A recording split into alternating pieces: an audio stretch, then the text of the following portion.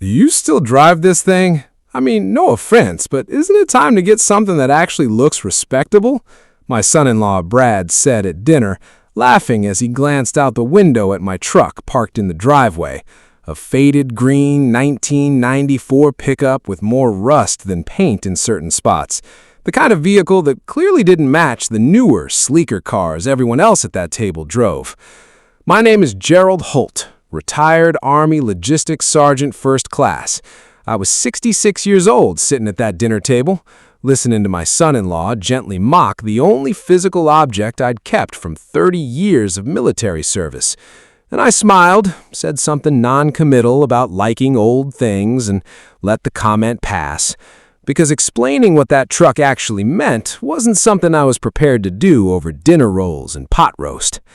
I need to explain what that truck actually represents, because on the surface, Brad's confusion made complete sense.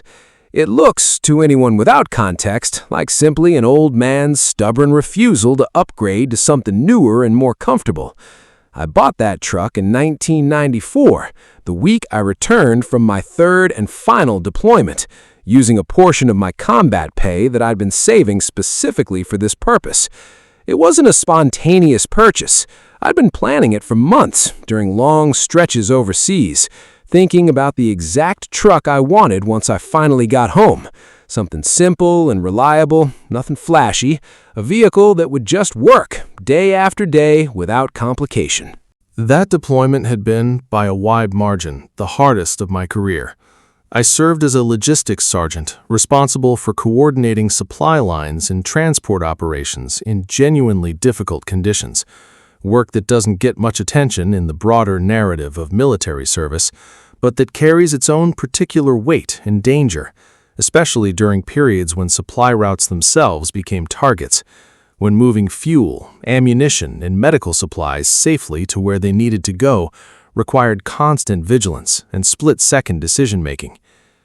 During that final deployment, I lost 2 men from my unit during a convoy operation that went badly wrong, an ambush that I still, decades later, replay in my mind more often than I'd like to admit. I won't go into the specific details. Some of it I've genuinely never discussed with anyone outside a small circle of surviving unit members. But I want you to understand that coming home after that deployment, I wasn't the same man who'd left. I needed something steady, something I could control completely, something simple in a life that had suddenly become complicated in ways I was still learning to carry. Those first months home were genuinely difficult, though I didn't have good language for it at the time, and the vocabulary and understanding around what I was experiencing simply wasn't as developed or accessible then as it is now. I remember sitting in my new truck in the driveway some evenings, engine off, just sitting there in the quiet, not entirely sure why I needed to, but knowing, on some level, that the small, contained space of that cab felt safer and more manageable than the larger, more unpredictable world waiting for me inside my own house. The truck became that thing. I did most of the maintenance myself over the years, learning engine work I'd never bothered with before, spending quiet weekend afternoons in my garage with my hands busy and my mind, for those specific hours, blessedly still. My wife, Carol, understood, without my ever having to fully explain it, that the truck wasn't simply transportation to me. She never once suggested I trade it in, even during years when a newer vehicle would have made obvious practical sense. My daughter, Michelle, grew up riding in that truck, learned to drive in it herself at 16, and carries her own fond memories of it, though even she, I think, understands it more as sentimental nostalgia than as the specific, weighted object it actually is to me. When she married Brad 8 years ago, he inherited, along with the rest of our family, a father-in-law who apparently just happened to be stubbornly attached to an old, unremarkable pickup truck, without any real understanding of what specifically anchored that attachment. I never explained the full context to Brad, or honestly to most people. The truck's significance lives almost entirely in my own head, connected to memories I've spent decades processing largely in private. I never expected anyone outside that private processing to particularly understand or need to understand, which is partly why Brad's comment at dinner, while mildly annoying, didn't especially wound me the way it might have if he'd known what he was actually mocking. What changed the situation wasn't anything dramatic I did myself. It happened almost entirely by accident, several months after that dinner, when my truck's transmission finally started giving me real trouble, enough that I needed to find a specialist mechanic rather than attempting the repair myself for the first time in years. A neighbor recommended a small, specialized shop about 40 minutes from my house, run by a man named Victor Alvarez, who had built a niche reputation specifically for restoring and maintaining vintage military-adjacent vehicles, trucks and jeeps from specific eras that had originally been produced with certain military contract specifications before being sold into civilian markets. My particular truck, it turned out, had actually been manufactured as part of a small production run originally intended for a specific military logistics contract before regulatory changes redirected that entire batch into civilian dealership sales instead, a detail I'd known vaguely when I bought it but had never thought much about since. Victor, examining my truck's engine and undercarriage during the transmission diagnosis, noticed something that caught his attention immediately. A specific reinforced chassis modification that had only been installed on vehicles from that particular contract batch, a detail that instantly told him, before I'd said anything about my own service history, that this truck had a more specific and unusual origin than an ordinary civilian pickup from that era. He asked me, with genuine professional curiosity, where I'd purchased the truck and whether I knew anything about its history. I explained briefly that I'd bought it new in 1994, right after returning from my final deployment, using combat pay I'd saved specifically for the purchase. Victor's expression shifted noticeably as I spoke, and he asked more specifically now what unit I'd served with and where that final deployment had taken place. When I told him, Victor set down the tool he was holding and asked me to sit down for a minute, which struck me as an unusual request from a mechanic in the middle of a transmission diagnosis. He explained that he'd spent years researching this specific production batch of vehicles as part of his broader interest in military logistics history, and that my unit and deployment timeline matched exactly with a documented account he'd read, years earlier, involving a particularly difficult convoy operation that had resulted in significant casualties, an operation that, according to his research, had directly influenced changes to standard convoy protocol still taught in certain logistics training programs today. Victor pulled out his phone at one point, showing me a folder of research he'd compiled over years as essentially a personal hobby project, photographs of similar trucks he'd restored, documents and historical accounts he'd gathered from various sources, treating this small, obscure corner of military logistics history with a seriousness and dedication I genuinely hadn't expected to encounter in a small transmission repair shop 40 minutes from my house.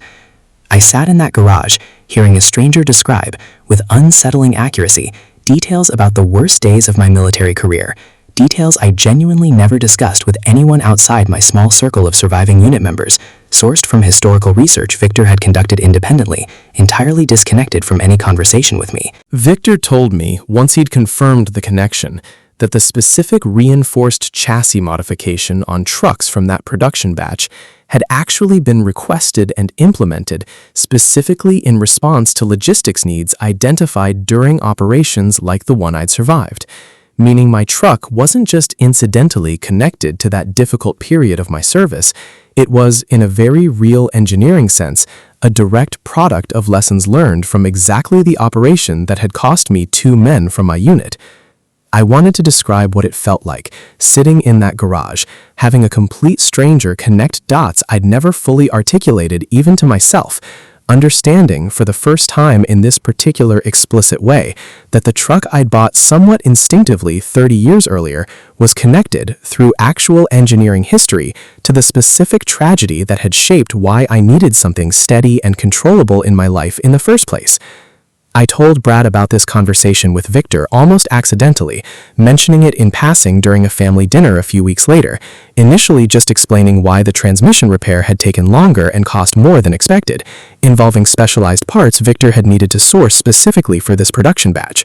But as I explained the full context, the room went quieter than I expected, Brad especially, listening with an expression considerably different from his usual easy, joking demeanor.